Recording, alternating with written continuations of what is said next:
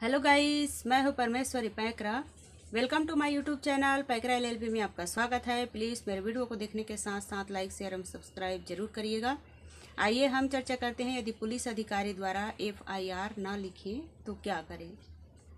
सबसे पहले कोई अपराध के घटित होने पर या घटना घटने पर सबसे पहले आप थाना में जाते हैं तो एफआईआर दर्ज की जाती है, जिसे प्रथम सूचना रिपोर्ट कहते हैं और उर्दू में इसे इत्तिला कहते हैं। तो क्या प्रत्येक मामले में एफआईआर दर्ज होती है? ये दो प्रकार की होती है। पहला संज्ञेय अपराध है और दूसरा असंज्ञेय अपराध। संज्ञेय अपराध ऐसा अपराध है जो गंभीर प्रकृति के होते हैं और बिना वारंट के आपको गिरफ्तार किया जा सकता है।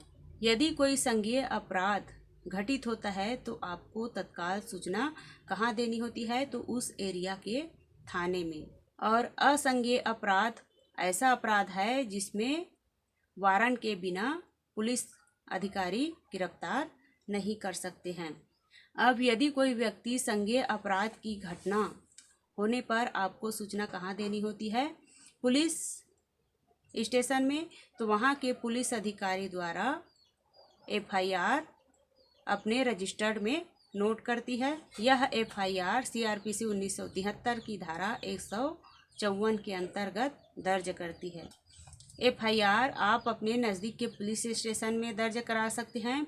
यदि घटना आपके एरिया से दूसरे जगह में घटित होता है तो आप उस एरिया के पुलिस स्टेशन में दर्ज करा सकते हैं। इसे जीरो एफआईआर कहते हैं। इसे उस थाना के थाना प्रभारी द्वारा जीरो एफआईआर दर्ज करते हैं। क्योंकि उसके एरिया में नहीं होते हैं, इसलिए जीरो एफआईआर में दर्ज करते हैं। उसके बाद उसके एरिया के थाना में भेज देते हैं। अब आप कैसे जानेंगे कि कौन सा अपराध संज्ञेय अपराध है और कौन सा असंज्ञेय अपराध है? तो सीआरपीसी की धारा 154 और 155 के अंतर्गत आप जान जाएंगे कि ये संज्ञेय अपराध है और ये असंज्ञेय अपराध है। और सीआरपीसी 1973 की अनुसूची 1 में संज्ञेय और असंज्ञेय अपराध के बारे में बताया गया है, जैसे मर्डर, बलात्कार, अपहरण, दहेज मृत्यु और दंगा करना। ये संज्ञेय मामलों के अंतर्गत आते हैं। संज्ञेय मामलों को एफआईआर में रजिस्टर करती हैं और असंज्ञेय मामलों को एनसीआर अर्थात नॉन कॉग्निजेबल रजिस्टर में दर्ज करती है। यदि पुलिस अधिकारी द्वारा आपकी शिकायत दर्ज नहीं करते हैं तो आप असंज्ञेय मामलों पर डायरेक्ट कोर्ट में जा सकते हैं। किसके पास? प्रथम श्रेणी न्यायिक मजिस्ट्रेट के पास। और वहां पर आप अपना शिकायत दर्ज करा सकते हैं। इसे सीआरपीसी की धारा 2D के अंतर्गत आप दर्ज करा सकते हैं। इसे परिवाद, कंप्लेंट या शिकायत कहते हैं। देखिए, पुलिस का काम होता है कि अपराध होने के बाद आपकी मदद करना, अपराध के निवारण करने में सहयोग करना और अपराध होने के बाद आपकी सहयोग करना और अभियुक्त को पकड़ने में सहयोग करना। ये पुलिस का काम। शिकायत आप लिखित या मौखिक रूप से दे सकते हैं। पुलिस अधिकारी आपके ऊपर ये दबाव नहीं बनाएंगे कि आप लिख कर दो। इसके लिए पुलिस अधिकारी आपके ऊपर किसी प्रकार का दबाव नहीं बनाएंगे। अब शिकायत लिखने के बाद पुलिस अधिकारी द्वारा आपको उस शिकायत को पढ़कर सुनाएंगे कि यह सही है या नहीं। पुलिस अधिकारी द्वारा आपकी शिकायत नोट करने के बाद आपको पढ़कर सुनाएंगे कि सही है या गलत या कुछ बदलाव करना चाहेंगे करके आपको पूछेंगे। तो आप बदलाव कराना चाहते हैं तो उसी समय करा के बाद नीचे में आपको हस्ताक्षर कराएंगे।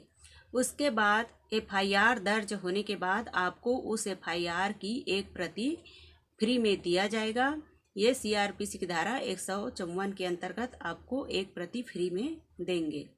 और उस एफआईआर की कॉपी में किस धारा के अंतर्गत अपराध दर्ज किया गया है वह धारा लिखा रहेगा। यदि उस एफआईआर की कॉपी में कोई भी धारा नहीं लिखा रहेगा और आपको ऐसी कॉपी दे देंगे तो आप समझ जाएंगे कि आपकी एफआईआर दर्ज नहीं की गई है और न ही आपकी एफआईआर लिखी गई है।